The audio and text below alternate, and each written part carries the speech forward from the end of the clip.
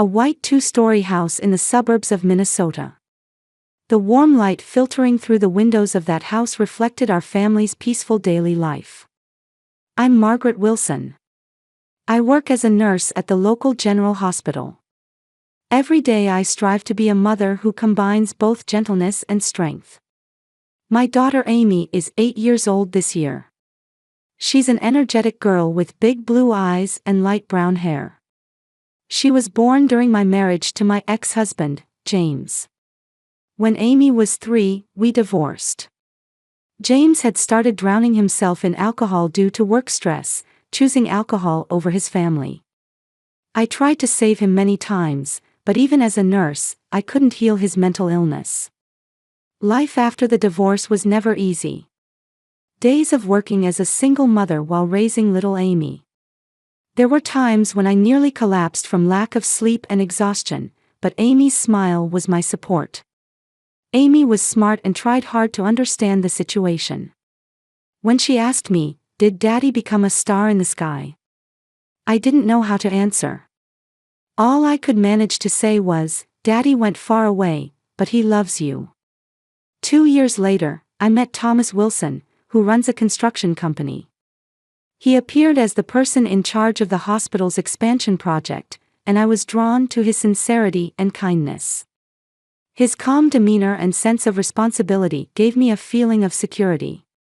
From our first date, he was concerned about Amy, and he enjoyed outings with the three of us. Amy gradually opened her heart to Thomas and began calling him Tom. It's been 3 years since we got married. Thomas loves Amy like his own daughter, always attends her school events, and on weekends, the three of us go to the park or watch movies together.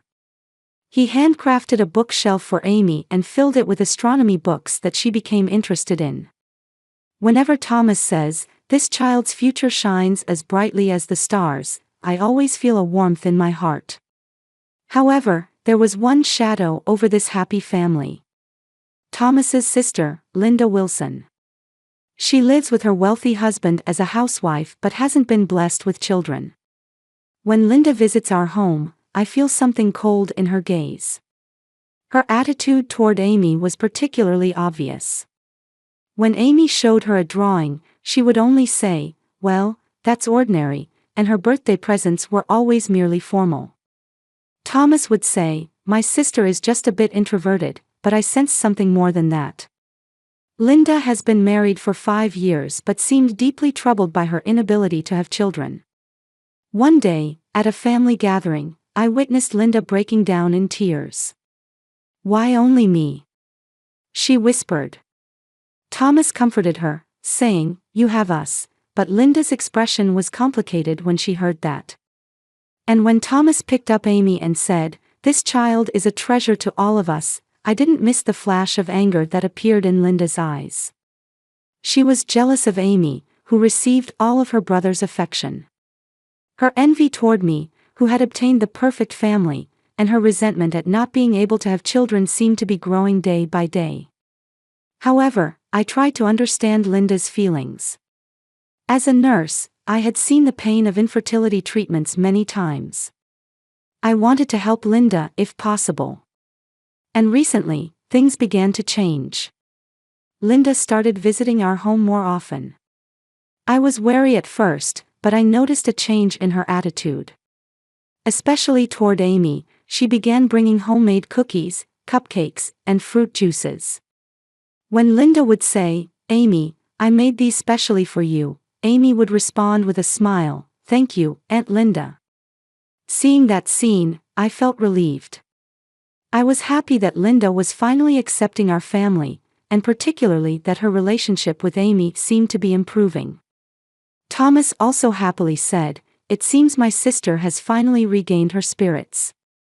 Everyone in the family might be able to find happiness." Just as I was beginning to think that, the nightmare began.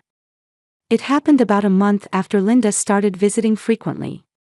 On a spring morning with sunlight streaming in, I was in the kitchen drinking coffee with Thomas and discussing the day's plans. Amy was still supposed to be sleeping in her room upstairs. At 8 a.m., she would normally be up watching her favorite cartoon. Where's Amy? Thomas said, looking at the clock. We promised to go to the zoo today. I'll go wake her up, I said and went upstairs, where Amy's door was slightly ajar. I knocked and called, Amy, it's time to wake up, but there was no response. When I entered the room, Amy was grimacing in her bed. What's wrong? I rushed over, and Amy opened her eyes and said in a weak voice, Mom, my head is throbbing. At that moment, my maternal instinct kicked in. This was clearly different from a normal morning. Amy's face was pale, and cold sweat was forming on her forehead. When I held her hand, it was cold and trembling slightly. You don't seem to have a fever, I confirmed, putting my hand on her forehead. Is there anything else bothering you? I feel sick. As Amy said this, she suddenly sat up and turned to the side. I quickly grabbed a trash can and held it in front of her, and she vomited a little. There wasn't much, but I was worried. Thomas. I called out toward downstairs. He immediately came running up. What's wrong? He asked with concern. Amy is complaining of a headache and nausea. Let's postpone the zoo. Thomas gently stroked his daughter's head. All right, Amy, we'll go when you're feeling better. That day, we decided to let Amy rest in bed and keep an eye on her. I gave her some fever reducer and made sure she stayed hydrated. As a nurse, I was familiar with children's colds and stomach bugs. They often get better after a night's rest. However, Amy's condition didn't improve the next day, it seemed to be getting worse. My head feels like it's splitting open, she said, holding her head in her hands and curling up. There were dark circles under her eyes, and her complexion was poor. She clearly looked fatigued. I'm taking you to the pediatrician today, I decided. After Thomas left for work, I put Amy in the car and headed to her regular pediatrician's office. Dr. Johnson, a mild-mannered doctor in his 60s, had been seeing Amy since she was born. After carefully examining Amy, he tilted his head. I don't see any physical problems. No symptoms of a cold. Headache, nausea, and fatigue. Is there any stress at school? Not particularly. I answered. Her grades are good, and she gets along well with her friends. Children's headaches are sometimes largely due to psychological factors, he said. Keep an eye on her for a while, and if she doesn't improve, come back. I'll prescribe a mild pain reliever for now. I went home with the prescription, but my worries didn't disappear. From my experience as a nurse, I felt that something was wrong. Amy's symptoms were different from typical childhood headaches. For the next week, Amy's condition fluctuated. Some days she had to miss school, and other days she was well enough to attend. But one morning, when she suddenly stood up at the breakfast table, said, "The room is spinning," and collapsed to the floor, I made up my mind. We're going to the hospital right now, I said and called Thomas. He came immediately, and we headed to the emergency room of the general hospital. The attending physician, Dr. Parker, was a neurology specialist. After listening to Amy's symptoms in detail, he suggested, let's do an MRI scan, just to be safe. Given the quality of the headache, its duration, and the presence of rotational dizziness, I'd like to check the condition of her brain to be thorough. I felt relieved. Working as a nurse at this hospital, with the help of colleagues, I was able to schedule an MRI that would normally take days to get an appointment for. While waiting outside the examination room, Thomas was pacing up and down the hallway, visibly unsettled. It's okay, it's just a precautionary check, I tried to reassure him, but I was anxious myself. Amy was a bit scared before going into the MRI machine. What's this big tube? Amy, this is a special camera that takes pictures of your head. It will make some loud noises, but it won't hurt. Just stay still, okay? I explained with a smile. Can I be as brave as my nurse mom? She asked in a small voice. You're the bravest girl I know, I kissed her and left her with the technician. While waiting in the waiting room with Thomas, we were called by Dr. Parker. "The results are in, please come check." When we entered the examination room, Dr. Parker was frozen in front of the monitor. I sensed something abnormal in his expression. "Please check this immediately," his voice was tense. I approached the monitor and looked at the MRI images. Even though I have training as a nurse, I'm not a specialist in neuroradiology. However, I could see that there was some abnormal shadow in Amy's brain image. The moment I saw it, I felt the blood drain from my face. Dr. Parker lowered his voice and said, "There's an abnormal accumulation of chemical substances in the brain. These findings could be caused by long-term administration of certain medications." Medications? My head was confused. Amy isn't taking any medications. Except for what was prescribed. "You're a nurse, right?" he continued with a serious expression. "This isn't a natural phenomenon. Someone is intentionally administering something, probably in small doses over a long period." The moment I heard those words, my world collapsed. Someone intentionally, to my daughter, drugs. My head trying to understand and my heart unable to accept violently collided. "You mean, poison?" My voice was trembling. "I can't say for certain, but there is definitely a medically unnecessary substance in her body. Let's rush a detailed blood test." Thomas turned pale when he heard the test results. Who would do such a thing? His voice mixed with anger and fear. The next few hours were like a nightmare. Amy was being watched by a nurse in another room, and we waited for the results of additional tests. When the blood test results came in, Dr. Parker's face became even more severe. "We've detected components of a benzodiazepine sedative. The amount is small, but it should never be prescribed to an 8-year-old child." I held my head in my hands. As a nurse, I knew the name of that drug. It's used for anxiety disorders and insomnia in adults. If given to a child, it could cause headaches, dizziness, fatigue, decreased concentration, matching Amy's symptoms exactly. "We need to report this to the police," Dr. Parker said. "This is clearly a case of abuse." Abuse. The word stabbed into my heart. Who would do such a thing to my daughter? What came to mind was Linda, who had recently been kind to Amy. Homemade snacks and juice. Could it be? When the hospital's social worker and a police officer entered the room, I had begun to realize the horrifying truth. My daughter was being poisoned by someone. And the terrifying possibility that this someone might be a person we trusted. Thomas took my hand. "We will find whoever did this," his voice was trembling but full of determination. In a room at the hospital, Detective Jackson, a veteran officer, and his young female partner Detective Morris began questioning us. Amy was being watched by a pediatric nurse in another room. Her condition was still unstable, with ongoing headaches and fatigue. "The substance detected in your daughter's blood is lorazepam," Detective Jackson said with a stern expression. "This is a type of sedative that requires a prescription. There is evidence it was administered in small doses over a long period." Detective Morris, jotting something in her notebook, continued, "Could you list all the people who have regular contact with your child?" Thomas and I looked at each other. Although a terrifying suspicion had already sprouted in our minds, we hesitated to speak it aloud.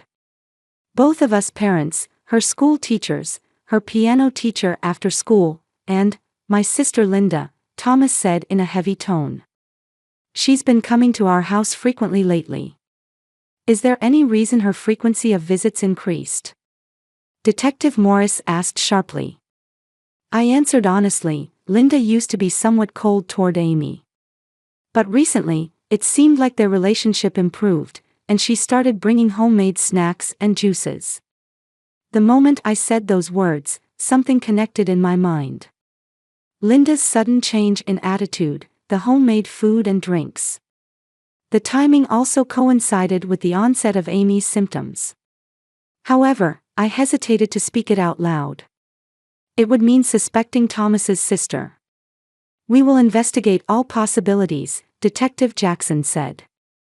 "To be frank, in cases like this, it's often someone close who is involved. We will investigate everyone, including both parents." That evening, Amy was admitted to the hospital as a precaution.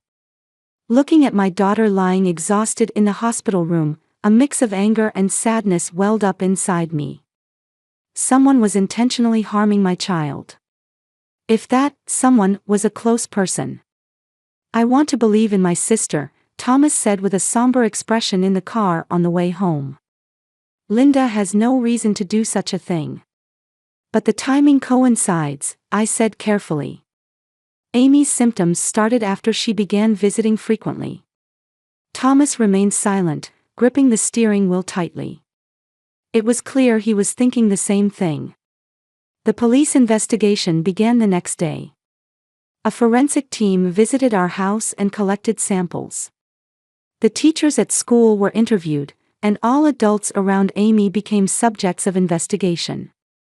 While understanding it was a necessary process, it hurt to know that we, the parents, were also suspected. "As a nurse, you might have had access to this drug," Detective Morris said, which made my chest tighten. I calmly explained that there is strict drug management at the workplace, and it would be nearly impossible to take anything out. Several days passed, and while the police investigation seemed to be progressing, no decisive evidence had been found yet. Amy's condition was gradually improving, but until the cause was identified, we couldn't return her to a safe environment. In the midst of all this, I decided to start my own investigation. Trusting my experience as a nurse and my intuition as a mother, I began to examine the house in detail. "What are you doing?" Thomas looked at me curiously as I was checking the kitchen cabinets. "I thought we might have missed something," I answered honestly. "I threw away the containers of snacks and drinks that Linda brought before the police came. I should have been more careful." Thomas sighed deeply. "You suspect my sister?" "Someone is harming Amy, Thomas," I said seriously. "Whoever it is, we need to find evidence." That night, I suddenly remembered something. A few months ago, Thomas had installed surveillance cameras in the living room and entrance for home security. The footage was automatically saved to cloud storage. After Thomas fell asleep, I opened his laptop in the living room and began checking the surveillance footage. I went back through the past month's footage, focusing on the days when Linda visited. At first, there was nothing unusual. Linda always gave Amy snacks with a smile and talked with her. However, in footage from 3 weeks ago, I found a suspicious scene. While Linda was preparing juice for Amy in the kitchen, she seemed to be doing something behind her back. She was glancing around and showing signs of hiding something.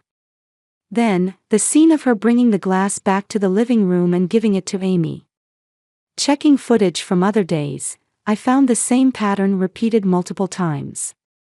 Linda's unnatural movements when preparing drinks, her cautious glances around, and scenes of Amy becoming drowsy after drinking them. "This could be evidence," I whispered. However, the footage alone didn't show what she was mixing in. More concrete evidence was needed. The next morning, just as I was about to tell Thomas about the footage, his phone rang. There was trouble with a client, and he needed to go to the site urgently. He left the house with heavy steps. It would be difficult for him to concentrate on work in this situation, but he was in a position of responsibility. I made a decision. I decided to go to Linda's house. I didn't tell Thomas. I didn't want to put him in a difficult position, and I thought the footage alone might not convince him. Linda lived in an upscale residential area in the suburbs. Her husband, Greg, worked in finance and was always busy with frequent business trips. He should be at work today. I knew that Linda volunteered once a week.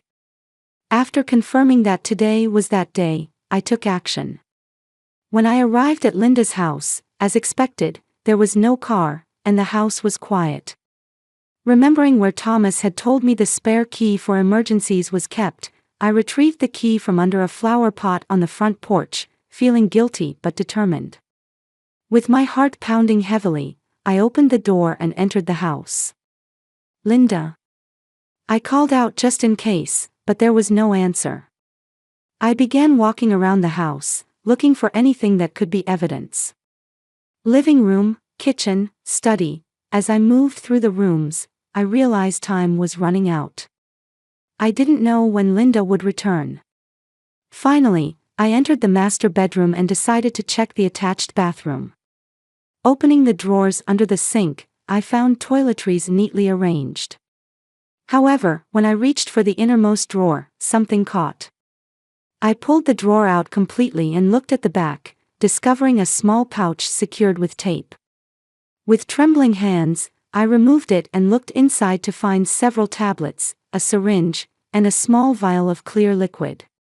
From my experience as a nurse, I immediately recognized it. The tablets were lorazepam, the same sedative detected in the blood test. The vial's label only had a chemical formula written on it and wasn't a common medication. I was shocked.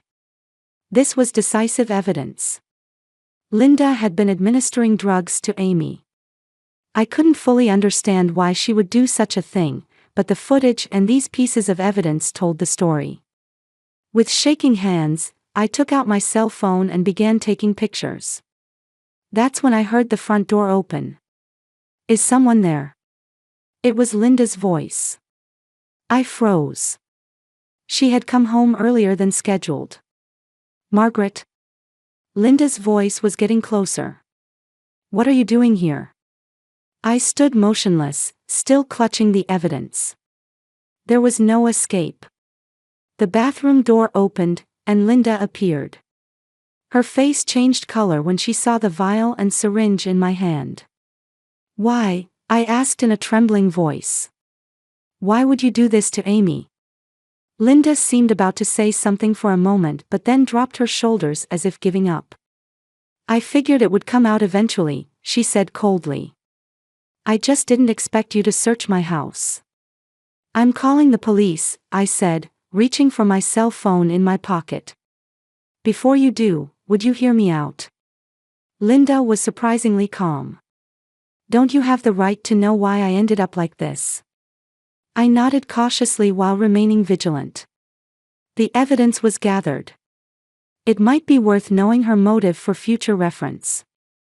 We moved to the living room, and Linda began speaking while staring out the window. "Perfect Margaret," she said with sarcasm. "Successful as a nurse, respected as a mother, and the woman who captured my brother's heart. There was no gap for me to enter your perfect family. Is this about jealousy?" I asked in disbelief. "It's not just jealousy," Linda turned around. "I've been desperate to have a child for 5 years. Fertility treatments, hormone injections, even considering a surrogate. Yet nothing worked." Tears welled up in her eyes. But they seemed to be tears of anger as much as of sadness. "Greg was supportive at first, but gradually began to give up. We can be happy without children, just the two of us," he said.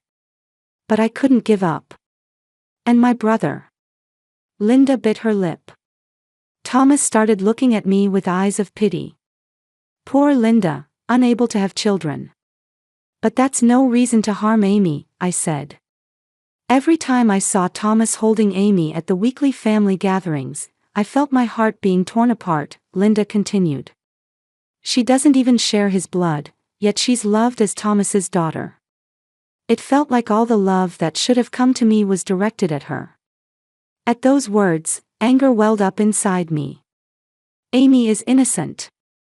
She's an innocent child. "At first, I just wanted to scare her," Linda said defensively. "I wanted to make her a little sick to get Thomas's attention. I thought he might come to me for advice if he was worried. But he still only had eyes for you and Amy. So you increased the dose." I realized the horrifying truth. It had no effect unless I increased it, Linda said coldly.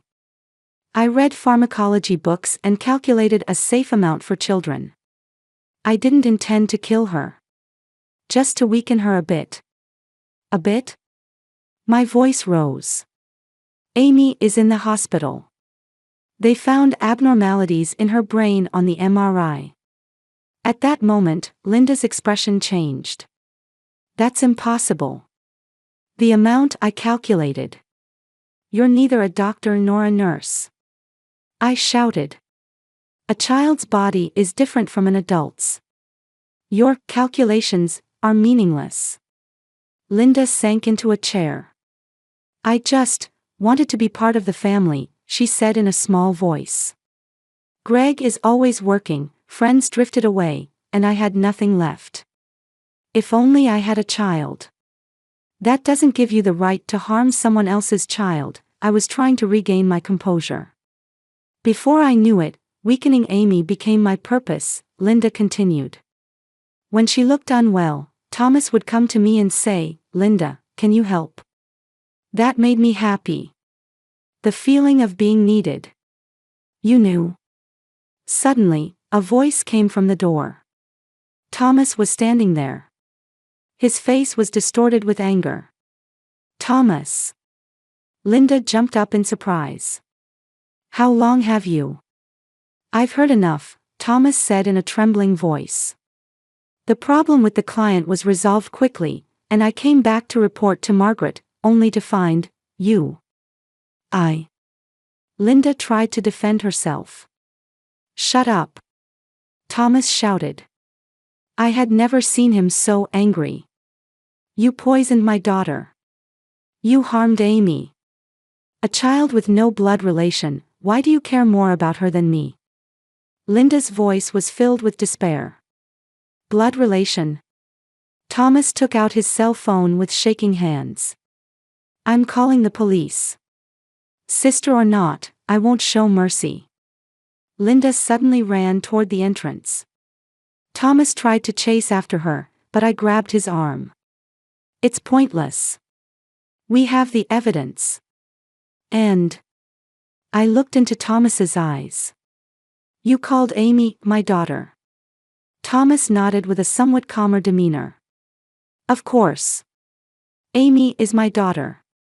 Blood relation doesn't matter. He pointed to the bag Linda had left behind and said, let's check if there's anything in it. Inside, we found several photos of Amy. Photos from school events and at the park, all taken from a distance. And eerily, some photos had red pen marks over them. This is stalking, Thomas said in a trembling voice. The police arrived about 10 minutes later. Detective Jackson and Detective Morris carefully placed the evidence and photos into preservation bags. We're also looking for her, Detective Jackson said. After viewing your surveillance camera footage, we were also investigating her as a suspect. Due to the risk of flight, we've already contacted airports and bus terminals. Detective Morris turned to us. Your quick action has led to the resolution of the case. In many abuse cases, gathering evidence is the most difficult part. I nodded silently. As a nurse, I had been involved in child abuse cases before. I was glad I trusted my intuition and took action. That evening, Linda was found at a motel on the outskirts of the city and arrested without resistance. She admitted to all charges and was to undergo a psychiatric evaluation. The next day, we met with Dr. Parker, Amy's attending physician at the hospital. The blood tests have revealed the type and amount of drugs administered, he explained. Fortunately, there doesn't appear to be permanent damage to the brain. With appropriate treatment, there's a good chance of complete recovery. Thomas and I sighed in relief. When we went to Amy's room, she was reading a book in bed. Seeing us, she smiled. Isn't Aunt Linda coming today? She asked innocently. Thomas and I were at a loss for words. Amy still didn't know the truth. We decided to tell her that Aunt Linda had gone far away. We thought that was best for the child. Aunt Linda has gone somewhere far away, I said gently. We might not see her for a while, but it's okay. I see. Amy looked a bit sad but quickly brightened up, saying, my headache is much better now. Thomas gently stroked his daughter's head. That's great. You'll be able to go home soon. After leaving the hospital room, we embraced in the hallway. The worst nightmare was over. From now on, we need to be more careful to protect our family. But I felt that our bond had grown even stronger through this ordeal. I never imagined this would happen. Thomas whispered. My own sister. It's not your fault, I stroked his arm. Linda was someone who needed help. We just didn't realize it. With psychotherapy and appropriate treatment, there's a possibility she could recover too, Dr. Parker told us as we were leaving. Her actions are inexcusable, but she clearly had mental issues. On the way home, we sat silently in the car. It felt like we had just emerged from a long, dark tunnel and finally saw light. Amy would recover. Our family would smile again. That much was certain. 6 months have passed. Amy's treatment progressed more smoothly than expected, and as the doctor said, she has fully recovered. Now she's back to being the energetic girl she was before, her smile regaining its shine. Thomas approached the park bench with 2 coffees. What are you thinking about? Just how lucky we were, I smiled as I accepted the coffee. Thomas gazed at his daughter and sighed deeply. If you hadn't trusted your intuition and acted that day. There was no need to finish the sentence. We looked at each other and understood without words. Linda's trial ended last month. She received a 5-year prison sentence for child abuse and intentional injury. The psychiatric evaluation showed signs of delusional disorder, and mental health treatment was mandated as part of her sentence. Thomas couldn't avoid testifying during the trial, and he seemed torn between his feelings for his sister and his responsibility to his family. I received a call from the warden today, Thomas said quietly. Linda is requesting a visit. I tried to read his expression. Are you going to see her? Thomas was silent for a long time. I'm not going to, he finally said. At least not now. Not until she truly repents and accepts treatment. I knew his decision was a painful one. Thomas had been close to Linda since childhood, and after losing their parents early, they had supported each other. Breaking that bond was not easy for him. She wrote a letter. Thomas pulled an envelope from his pocket. Would you read it? I was surprised but took the envelope. Opening it, I found a letter written in Linda's meticulous handwriting. Dear brother. And, if you're reading this, Margaret. I know words cannot make up for what I've done. Every night, I think about those days and feel horrified by my actions. I don't understand how I could have done such things. I'm now having sessions with a psychiatrist twice a week. According to him, my obsession with infertility distorted my perception of reality, and I was trying to ease my own pain by harming others, especially Amy. I'm not making excuses. I just hope that someday, you might forgive me. I'm relieved to hear that Amy is doing well. Please tell her that her aunt is far away but thinking of her. Linda. After reading the letter, I returned it to Thomas. She seems to truly regret what she did. I know, Thomas said. But right now, protecting Amy and you is my priority. My relationship with Linda will remain on hold until I'm convinced she has truly changed. I understood that decision. Thomas had chosen our family over his sibling bond. It was certainly a significant decision for him. Amy came running over, interrupting our conversation. Mom, Dad, look. She showed us a bundle of colorful fallen leaves she had collected. Thomas picked her up and lifted her high. Amy's laughter echoed through the park, and at that moment, we were looking toward the future, not the past. On the way home, Thomas suddenly said, I've been thinking about adoption. Adoption. I looked at him in surprise. I'd like to give Amy a brother or sister, he smiled. She doesn't need to be an only child, and we still have plenty of love to share. I was moved speechless. Thomas loves Amy wholeheartedly even without a blood relationship. And now, he wants to extend that love to another child. That's a wonderful idea, I finally answered. I think Amy would be happy about it too. That evening, after Amy went to bed, we began researching adoption agencies online. We were filled with excitement and hope as we imagined our family's new shape. Meanwhile, in a small cell at the state prison, Linda was gazing at the moon visible from her window. In the midst of her structured life of occupational therapy during the day and group counseling in the evening, she had begun to confront her actions. The psychiatrist said her condition was gradually improving. On her desk was a photo frame. An old photograph of Thomas and her when they were children. Linda stared at it, hoping that someday she would see Thomas again. A day to ask for forgiveness. And if possible, Amy too. Our family was wounded but not broken. Rather, we became stronger by overcoming this ordeal. While preparing to welcome a new life, we were moving forward.